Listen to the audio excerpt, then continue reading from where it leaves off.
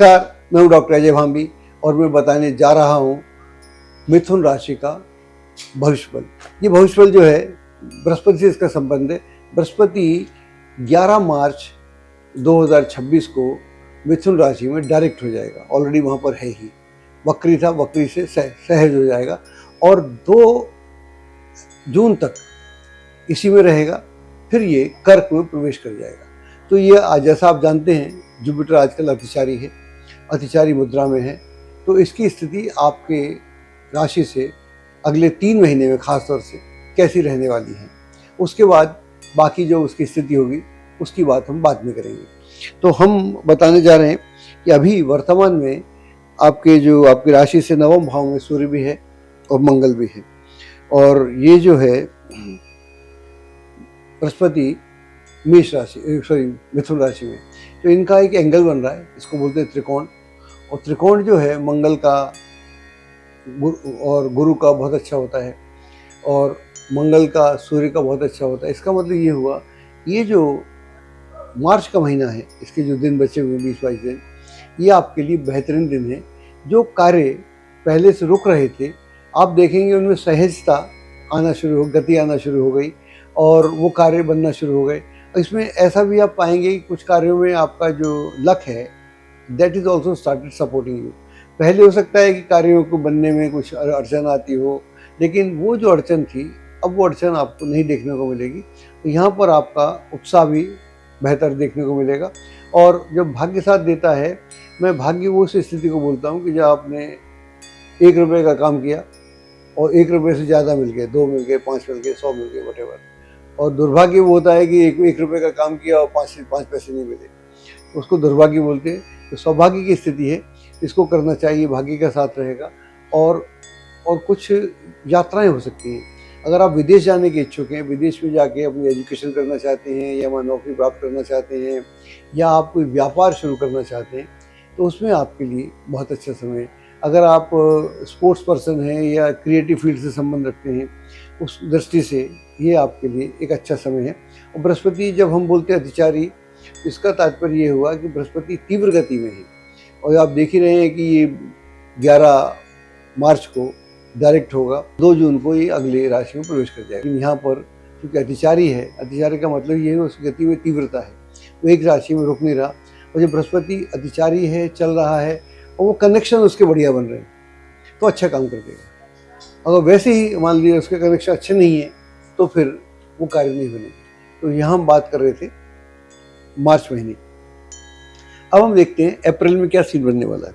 अप्रैल में क्या सीन बनेगा कि अप्रैल में 2 अप्रैल को जो है आपका मंगल ये मीन में आ जाएगा और फिर ये स्क्वायर बनाएगा,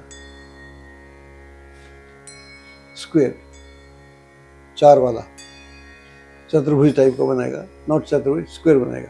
तो स्क्वायर बनाएगा और यहाँ पर फिर उधर 14 अप्रैल को सूर्य भी आ जाएगा, तो 2 स्क्वायर बनेंगे। तो स्क्वायर को 2 एंगल से हम देखते हैं।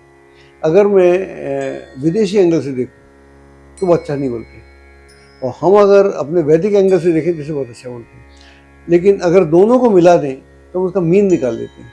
मीन निकाल के मैं आपसे बात करता हूँ, और ये है भी मीन राशि में। मीन का मतलब ये हुआ जो उसका पूरे का जो सम टोटल होना चाहिए। तो कुछ काम होंगे जैसे जो नौकरी से संबंध रख सकते हैं, जो व्यवसाय से संबंध रख सकते हैं, या जहाँ पर आपका कर्म का क्षेत्र है उससे संबंध रख सकते हैं। वहाँ पर एक बार किसी कार्य को लेकर झटका लग सकता है कि यार ये कार्य बन रहा था, वो नहीं बन रहा। मतलब प्रमोशन हो रहा था, अब आपका नाम लिस्ट में है लेकिन पहली लिस्ट में आपका नाम नहीं आया। तो यहाँ ज़्यादा उदास होने की ज़रूरत नहीं है, निराश होने की ज़रूरत नहीं है, क्योंकि फॉलोइंग की लिस्ट होगी, जिस भी रूप में आए, या वो मिस आउट कर गए होंगे तो फिर आपको बुला के बोलेंगे नहीं साहब आप तो ऑलरेडी उसमें थे। तो इस तरह की स्थिति बनेगी। तो यह एक सुखद स्थिति है। तो यहाँ पर आप इसका आराम से लाभ उठा सकते हैं। अगर आप कोई ज़मीन जायदाद खरीदना चाहते हैं, क्योंकि मंगल ज़मीन से संबंध रखता है, सूर्य जो है आपकी प्रतिष्ठा से संबंध रखता है, गुरु जो है कृपा की बात करता है, तो ये सारी चीज़ें मिलती हैं। तो इसका मतलब हुआ कि ज़मीन जायदाद से लाभ हो सकता है। अगर कोई पारिवारिक ज़मीन है और उसमें कोई डिस्प्यूट है, उसको लेकर कोई मिसअंडरस्टैंडिंग है, तो उसको भी इस समय पाटा जा सकता है, उसको दूर किया जा सकता है। और अगर आप कुछ खरीद फरोख्त करते हैं तो उसमें आपको लाभ होगा। वाहन खरीदने का योग भी चल रहा है और परिवार में कोई मंगल कार्य भी हो सकता है। तो ये कुल मिला के ऐसा कह सकते हैं कि ये अप्रैल का महीना आपके लिए विशेष रूप से बहुत ही अच्छा है। बृहस्पति आपको पिछले कुछ समय से, जब तक ये वक्री था तब ये दिक्कत दे रहा था, अब ये दिक्कत देने के मूड में नहीं, बल्कि आपके साथ हेल्प करने को तैयार है। अब हम देखते हैं अगले महीने में, इधर 11 मई को मंगल जो है वो चला जाएगा मेष में, अपनी राशि में चला जाएगा, और सूर्य वहाँ पर 15 मई को चला जाएगा, सूर्य वहाँ पर उच्च हो जाएगा। तो दोनों उच्च हो जाएंगे। तो यहाँ पर इनका एक सेक्सटाइल बनेगा बृहस्पति के साथ। सेक्सटाइल का मतलब हुआ 60 डिग्री का इनका। तो ये तीसरा हो जाएगा, सूर्य और मंगल से बृहस्पति तीसरा हो जाएगा, और बृहस्पति से ये 11th हो जाएंगे, ऐसा कह सकते हैं। तो यह एक स्थिति बहुत ही सुखद स्थिति होती है।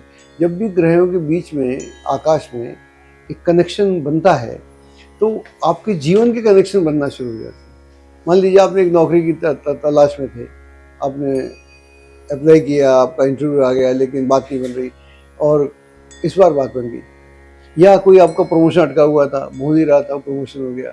या कोई ऐसा प्रोजेक्ट जिस पर आप काफ़ी लंबे समय से काम कर रहे थे, उस काम को लेकर कहीं ना कहीं अड़चनें थी, वो आप देख रहे हैं कि वो काम एकदम से बनना शुरू हो गया। और 11th घर जो होता है वहाँ पर लाभ का भी होता है, तो अचानक लाभ हो सकता है, किसी लाभजन्य योजना में प्रवेश कर सकते हैं, लाभ हो सकता है।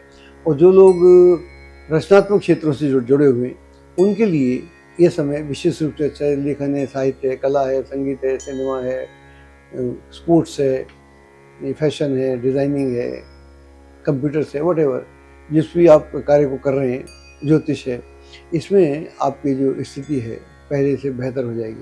अगर मान लीजिए आपका कोई प्रेम प्रसंग चल रहा है तो उसमें आप गहनता पाएंगे, और कुछ लोगों के लिए नया प्रेम प्रसंग भी प्रारंभ हो सकता है। तो कुल मिलाकर ये ऐसा समय है जहाँ पर यात्राओं का सिलसिला होगा। ये यात्राएं, अधिकतर यात्राएं तो कार्य से होंगी, लेकिन कुछ यात्राएं जो आपकी हैं वो आपके घर वालों के साथ, परिजनों के साथ, पर्यटन के हिसाब से भी होंगी। कुल मिलाकर ये अच्छा समय है। हेल्थ भी बाई एंड लार्ज आपकी अच्छी रहेगी। कुल मिलाकर आप काफ़ी प्रसन्न रहेंगे, और ये एक ऐसा समय है जिसका लाभ उठाएंगे आप।